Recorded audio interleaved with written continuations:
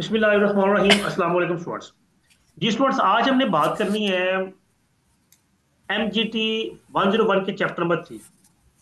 ये चैप्टर जो है, इसमें टोटल हमारे पास जो टॉपिक्स हैं वो 11 है, जिसमें डेबिट और क्रेडिट का कॉन्सेप्ट है, कुछ एलिमेंट्स की बात करनी है, टाइप्स ऑफ अकाउंट्स। फिर हमने अगला हमारा आता है डबल एंट्री सिस्टम के हवाले से, ये क्या होता है। फिर आगे voucher, source document, books of accounts, ये चीजें डिफरेंट आ गई हैं। तो हम कोशिश करेंगे आज के लेक्चर में इन 6 टॉपिक्स को कवर अप करने की। ठीक है। सबसे पहले तो हम डेबिट और क्रेडिट कॉन्सेप्ट को ओके। सीखने की कोशिश करते हैं कि ये बेसिकली होता क्या है। जी, concept of debit and credit.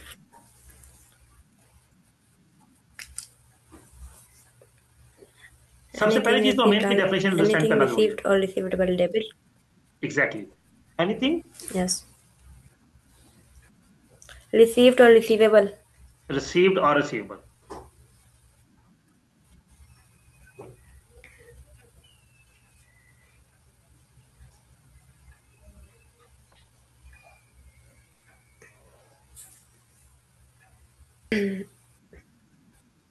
Anything received और रिसीवेबल।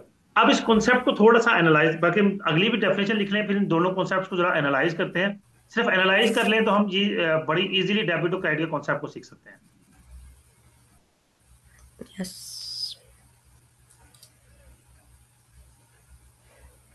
ऑब्वियसली अकाउंटिंग है तो ये कॉन्सेप्ट न्यू है हमारे लिए। ठीक है। एक तो ये चीज देख लें कि हम डेबिट को रिप्रेजेंट करते हैं DR के साथ, क्रेडिट को रिप्रेजेंट करते हैं CR के साथ। यहाँ पे एक बात काबिल गौर है कि ये तो चले इस क्रेडिट का CR बन गया, ये DR कहाँ से आ गया, इसमें तो DR है ही नहीं। तो बेसिकली ये डेबिट और क्रेडिट इंग्लिश टर्मिनोलॉजी है, एक्चुअली ये लैटिन वर्ड्स हैं, डेबरर एंड क्रेडिटर। तो डेबरर का D और एंड का R, और क्रेडिटर का पहला C और एंड पे R, ये शॉर्ट फॉर्म है। ठीक है। अब आप Yes. मैथ पढ़ चुके हैं, बचपन से पढ़ते आ रहे हैं 1 क्लास से। हम मैथ के 4 पैरामीटर्स को बड़ी अच्छी तरह जानते हैं, Yes. Plus, minus, multiply, divide. Minus. ठीक है। Divide. ये मैथ के 4 पैरामीटर्स हैं, लेकिन ये Yes. अपने जाती पैरामीटर्स हैं। हम इनको यूज करते हैं, हम अकाउंटिंग में भी यूज करते हैं और बहुत सी जगहों पे यूज करते हैं, लेकिन अल्टीमेटली ये मैथ के पैरामीटर्स तो ये मैथ के ही हैं। अकाउंटिंग का सब्जेक्ट जब बनाया गया तो इस चीज को मेक श्योर किया गया कि अकाउंटिंग जब एक पूरी दुनिया है खुद में, तो फिर इसके रूल्स, इसके पैरामीटर्स, हर चीज इसकी अपनी जाती होगी। इसके लिए 2 पैरामीटर्स बना दिए गए, बस यही दोनों की पूरी अकाउंटिंग। अगर आप इन दो को अच्छे से अंडरस्टैंड कर लेंगे तो समझे कि आपको 30 to 40% अकाउंटिंग आ गई। अकाउंटिंग बहुत बड़ी दुनिया है, लेकिन इन दो कॉन्सेप्ट को अंडरस्टैंड कर लें तो आप बहुत सी चीजें बड़ी जल्दी सीख लें। इसलिए इसको 30-40% हम कहते हैं कि अकाउंटिंग आपको आ जाती है। ऐसा नहीं है, ये तो उसका शायद 1% भी ना हो या 0.1% भी ना हो, लेकिन क्या है कि इन दो कॉन्सेप्ट को जब अंडरस्टैंड कर लेते हैं तो फिर आप बहुत सी चीजों को बहुत जल्दी सीख लेते हैं। अब एक बात तो आपने इस चीज को मेक श्योर रखना है, Okay. माइंड में रखनी है। ये रिसीव्ड और रिसीव पेड का कॉन्सेप्ट मैं भी बताता हूँ। एवरी डेबिट, ये डबल एंट्री सिस्टम कॉन्सेप्ट है कि every debit, There is equal and opposite credit. जी, there is equal and opposite credit.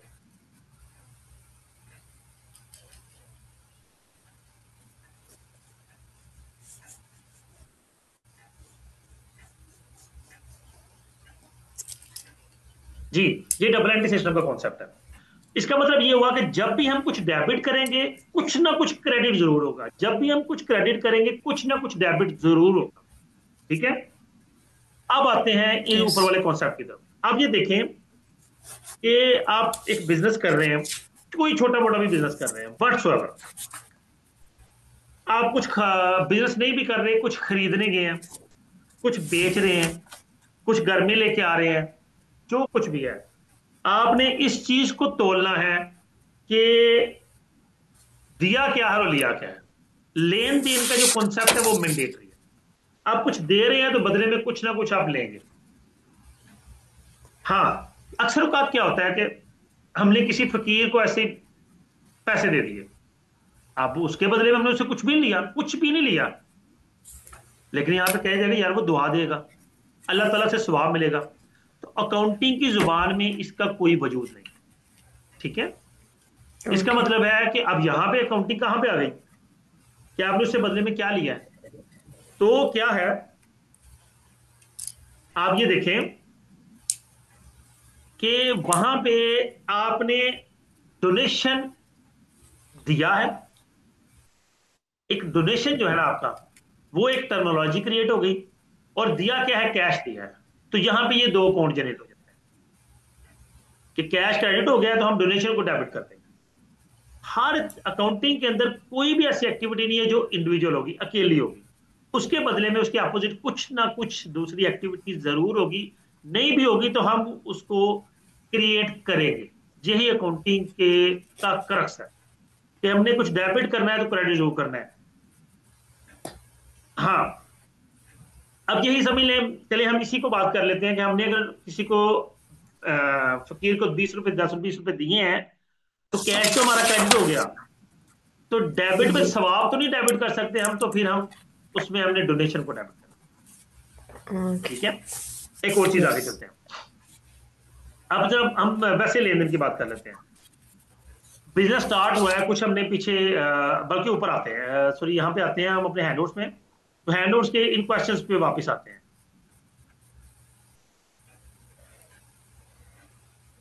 नहीं सॉरी, हाँ यही है। देखिए, गुड्स परचेज्ड ऑन क्रेडिट, आपने उधार पे चीजें खरीदी, आपने क्या रिसीव किया, गुड्स। गुड्स जी। रिसीव हो गई, ये डेबिट हो गई। दिया तो कुछ भी नहीं है, लेकिन कल को देना है, पेएबल है, तो पेएबल क्रेडिट हो गया। क्रेडिट हो पेड गया। यूटिलिटी बिल्स, अब यूटिलिटी बिल्स पेड का टर्म हो गया, तो पेड का वर्ड आ जाए तो उसका मतलब है कैश क्या है। तो कैश आपने दिया जी। है तो कैश क्रेडिट हो गया। कैश पेड आ गया तो कैश क्रेडिट हो गया। अब इसमें रिसीव क्या किया है, तो आपने वो बिजली इस्तेमाल की है, तो यूटिलिटी बिल्स ही डेबिट हो गए। इलेक्ट्रिसिटी इस्तेमाल किया तो इलेक्ट्रिसिटी डेबिट हो जाएगी, गैस इस्तेमाल किया तो गैस डेबिट हो जाएगी, टेलीफोन इस्तेमाल किया तो टेलीफोन डेबिट हो जाएगी। क्यों, क्योंकि वो आप इस्तेमाल कर चुके हैं। तो इस्तेमाल का मतलब है वो आपने रिसीव कर लिया, बिजली आपने रिसीव किया, आपने गैस रिसीव किया, आपने टेलीफोन रिसीव किया। ठीक है, नीचे आ जाए।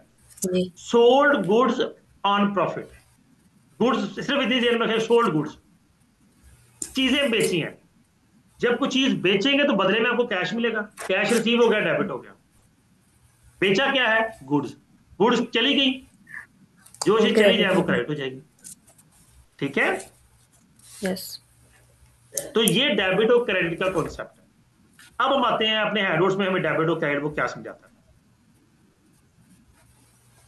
नहीं, सबसे पहले डेबिट का टर्मिनोलॉजी डेबरर से निकला है, और क्रेडिट का क्रेडिटर से। लैटिन वर्ड्स हैं, मैंने आपको जैसे बताया, डी आर और डी सी सी आर से इसको डिनोट किया जाता है। आगे चलेंगे, डेबिट ग्रुप में ये मैंने खुद जी। लिखा हुआ है, ये हैंडआउट्स में था नहीं। एनीथिंग रिसीव्ड और रिसीवेबल, क्रेडिट में एनीथिंग पेड और पेएबल।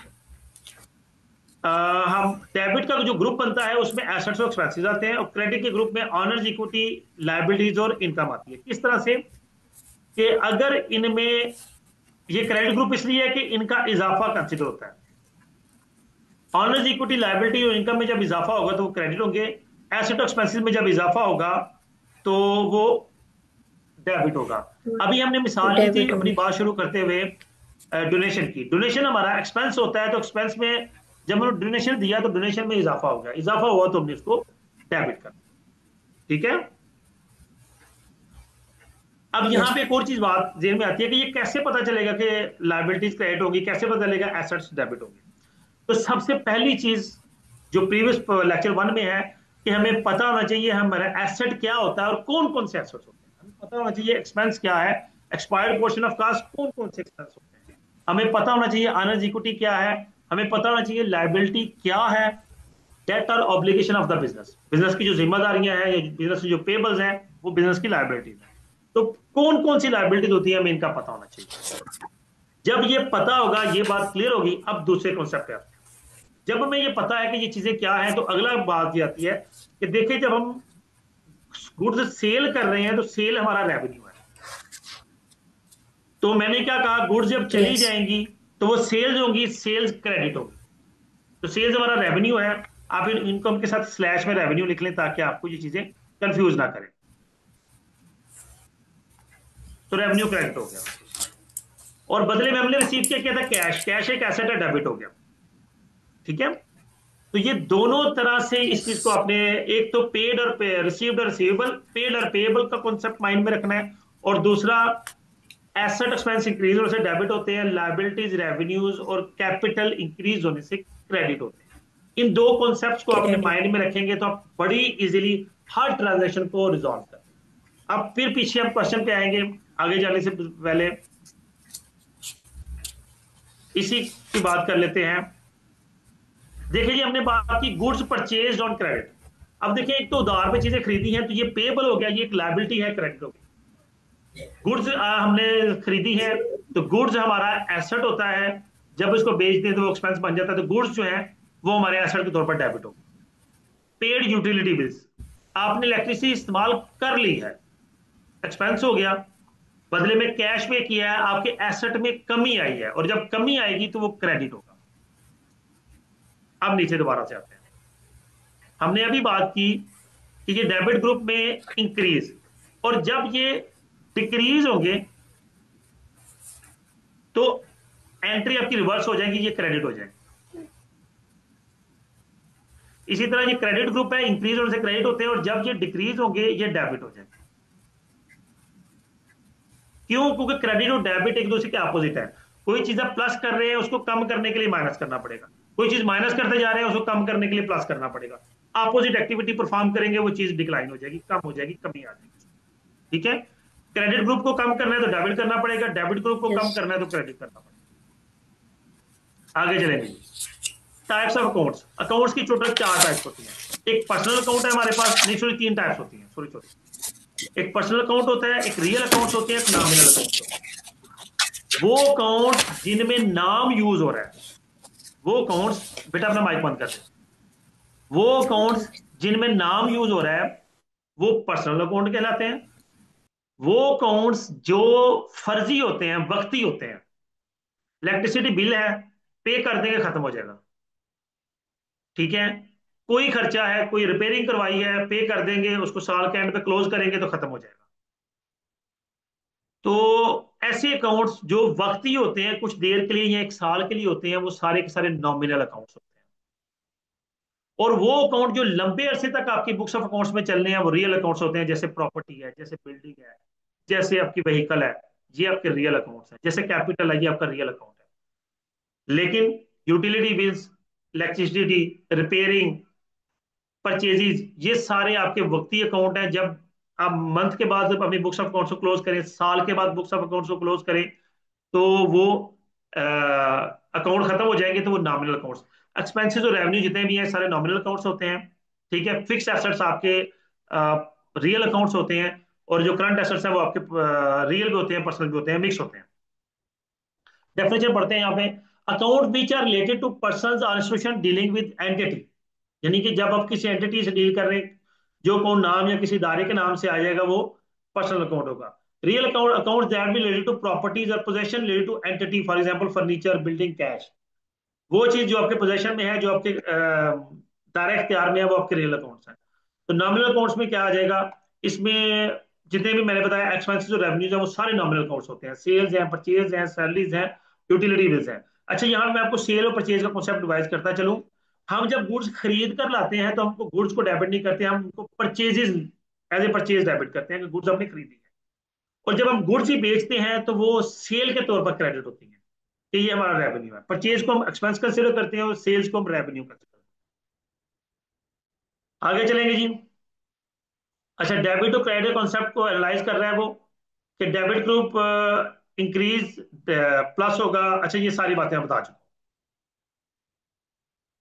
ये देखें जी, एसेट्स हैं, नेचर डेबिट की है, इंक्रीज से डेबिट, डिक्रीज से क्रेडिट हो जाएगा। ये सारी बातें भी हमारी होगी। ये यहाँ पे एरोज के साथ उसने शो किया हुआ है, ये सारी बातें भी हम कर चुके हैं।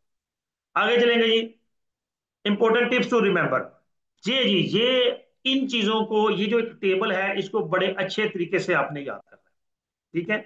ये मेन हेड्स ऑफ अकाउंट्स के, ये ज्यादातर यूज होते हैं। इनके अलावा और भी बड़े हेड्स हैं, लेकिन जो कि ये ज्यादातर यूज होते हैं, इसलिए उसने यहाँ पे ये लिख दी है कि इनको अगर आप जेन में रखेंगे, एसेट्स में कौन कौन सी चीजें आती हैं, एक्सपेंसेस में कौन कौन सी चीजें आती हैं, ऑनर्स इक्विटी में क्या चीजें आती हैं, लाइबिलिटीज में क्या आता है, इनकम और स्लैश में रेवेन्यू भी लिखते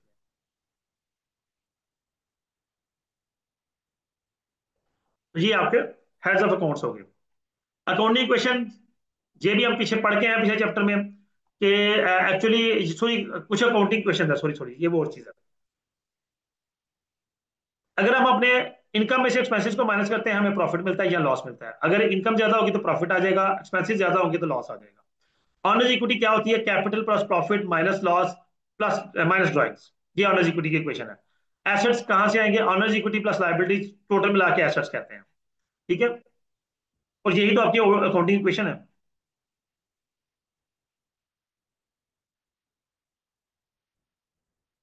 आगे चलेंगे, sum of debit equal to sum of credit. ये भी अल्टीमेटली बात है, क्योंकि जितना डेबिट होता है उतना ही क्रेडिट होगा, तो जब उनका सम करेंगे तो वो भी सेम ही होगा। आगे हमारे पास एक प्रैक्टिस क्वेश्चन आ गया है, identify two accounting heads for each transaction and place it under the appropriate main head. Transaction bought a building for cash. देखिए बिल्डिंग भी आपका एसेट है और कैश भी एसेट है। तो बिल्डिंग में एसेट में इजाफा हुआ और कैश एसेट में कमी हुई। Paid salaries to staff in cash. अब सैलरीज पे हुई तो सैलरी आपका एक्सपेंस है, सैलरीज डेबिट होंगी। और पेड हुआ है तो इसका मतलब है कि ये कैश क्रेडिट हो जाएगा। Goods sold on credit to Dar brothers. अब क्रेडिट पे चीजें बेची हैं तो गुड्स जो कि चली गई हैं तो सेल्स क्रेडिट हो जाएंगी, तो इसका मतलब ये डार ब्रदर्स जो है ये डेबिट हो जाएंगे एज ए डेटर। आगे cash introduce by owner as a capital. तो कैपिटल अकाउंट क्रेडिट हो जाएगा, क्योंकि हमने बात की कि कैपिटल जो है वो क्रेडिट होता है, और वैसे भी कैपिटल में इजाफा हुआ है। और कैपिटल दूसरी चीज आप इसको रिसीव्ड और पेड के कॉन्जम्पशन में देखेंगे तो बिजनेस एक सेपरेट एंटिटी होती है ऑनर से। बेशक सरमाया मालिक लगा रहा है, लेकिन बिजनेस ये कहता है कि ये पैसा कल को मालिक को मैंने वापस करना है, तो ये पैसा पेएबल है, इसलिए कैपिटल क्रेडिट होता है। और चूंकि हमने कैश रिसीव किया तो कैश एज एसेट डेबिट हो जाता है। Commission received in cash. अब देखिए रिसीव्ड आपने क्या किया, कैश, कैश डेबिट हो जाएगा एज एसेट। और ये जो कमीशन है ये क्रेडिट होगी, क्यों, क्योंकि इसके बदले में आपने कुछ सर्विसेज दी। आप अगर आप सोचें कि कमीशन क्रेडिट क्या होगी, तो दिया क्या है, दी आपने सर्विसेज है। वो सर्विसेज के बदले में आपको कमीशन मिली है, तो अब आप सर्विसेज क्रेडिट नहीं लिख सकते, वहां पे आपने कुछ ना कुछ अकाउंट लिखना है। तो वो कमीशन के नाम पे हम लिखेंगे कमीशन क्रेडिट हुई, कि हमने बेसिकली हमें किस माध्यम में कैश मिला, कमीशन की माध्यम। हमने सर्विसेज दी थी और हमें कमीशन मिली, तो हम कमीशन को क्रेडिट कर देते हैं उन सर्विसेज के तौर पर। ये उसको यहाँ पे उसने आंसर में लिखा हुआ है। खैर हम आगे प्रोसीड करेंगे। डबल एंट्री सिस्टम, इसमें भी बात हुई थी। As discuss earlier each transaction causes increase and decrease in two accounting heads while doing bookkeeping we have to show these two facts in each of two relevant accounts। Increase और decrease cost transaction to accounting heads debit और credit. अब हमने इसको debit और credit के तौर पे show करना है। तो आते हैं जी डबल एंट्री सिस्टम पे। एक प्रैक्टिस क्वेश्चन है, इस पे बात करते हैं। Capital introduce in the business, तो कैपिटल क्रेडिट होगा और कैश डेबिट होगा। कैश टू कैपिटल आपकी एंट्री होगी, कैश एसेट के तौर पर डेबिट हो गया, कैपिटल ऑनर्स इक्विटी के तौर पर क्रेडिट हो गया। ठीक है, तो every debit there is an equivalent credit. अब ये बात बार बार डिटेल में हो रही है, तो नीचे सोल्यूशन में मौजूद है, इसको रीड आप खुद करेंगे। ठीक है, और मैं यकीन रखता हूं कि जो बातें मैंने बताई हैं अगर आपने वो ध्यान से सुनी है तो ये आप बड़ी आसानी से इसको रीड करके अंडरस्टैंड कर लेंगे।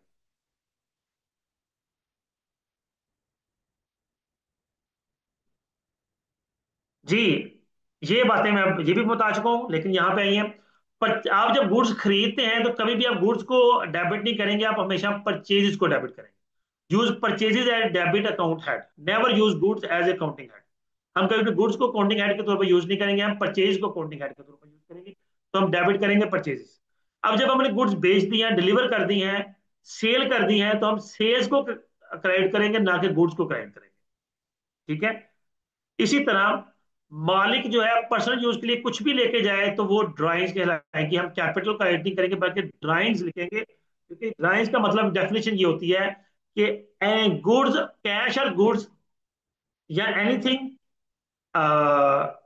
Getting by honour for is personal use. कुछ भी जब ऑनर ले जाता है अपने पर्सनल यूज के लिए, विदड्रॉ यानी कि वो विदड्रॉ कर लेता है पर्सनल यूज के लिए, तो वो ड्राइंग्स कहलाती हैं। नेक्स्ट हमारे पास प्रैक्टिस क्वेश्चन 3 है। No no so no not according to video lecture slide from the following transaction identify. अच्छा ये नोट लिखना था, नॉट नहीं है, ये नोट है। Relevant accounting head along with their respective main head and also show increase or decrease in the main head and then make decision of debit and credit side। अच्छा एक और बात बताता चलो, ये प्रैक्टिस क्वेश्चंस आपने ध्यान से करने हैं, इन्हीं में से पेपर में ऐसे ही वो इंक्रीज डिक्रीज या डेबिट क्रेडिट के लिए क्वेश्चन आपको दे देता है। ठीक है, तो इनको आपने ध्यान से प्रैक्टिस करनी है। क्योंकि सोल्यूशन साथ अवेलेबल होता है, तो ट्रांजेक्शन मैं रीड करता हूँ, बाकी आप लोग खुद करेंगे। कहते हैं started business with 10 lakh in bank. अब देखिए उसने कैश नहीं लिखा, बैंक लिखा है। तो बैंक भी कैश के तौर पर होता है, लेकिन बैंक में हमारा पैसा पड़ा हुआ है, तो फिर हम डेबिट करेंगे बैंक। बैंक हमारा एसेट है, डेबिट हो जाएगा। और कैपिटल जो है वो क्रेडिट हो जाएगा एज ए ऑनर्स इक्विटी।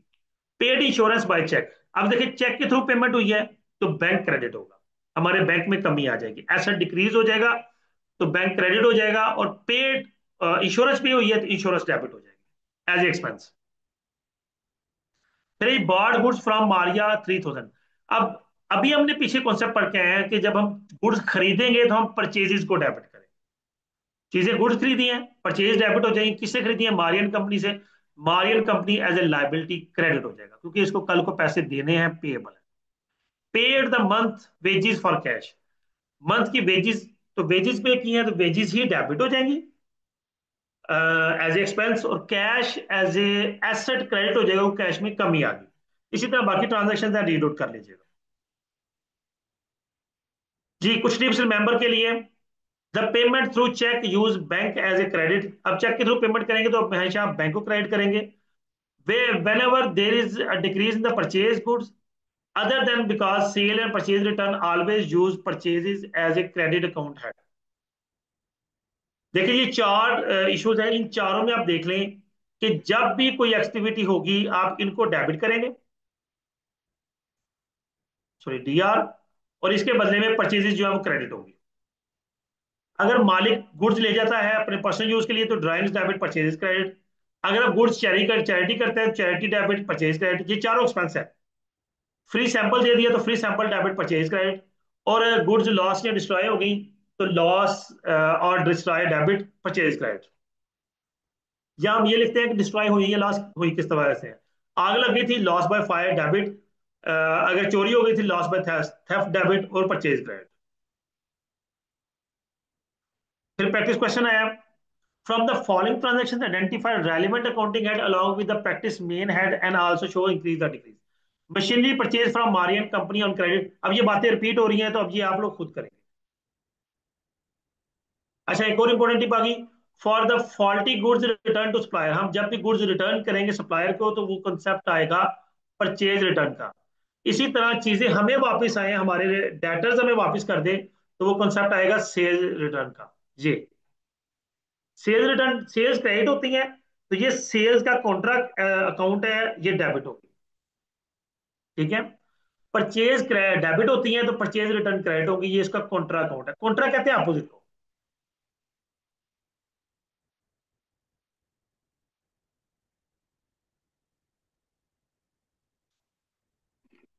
आगे चलेंगे।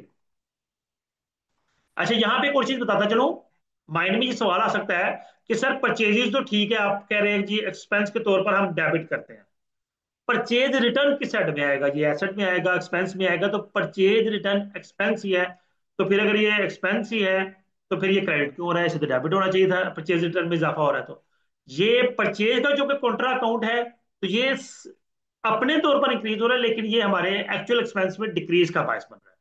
ठीक है, तो ये इस छोटी छोटी चीजों को अपने माइंड में रखना है। नेक्स्ट आ जाएंगे जी हम।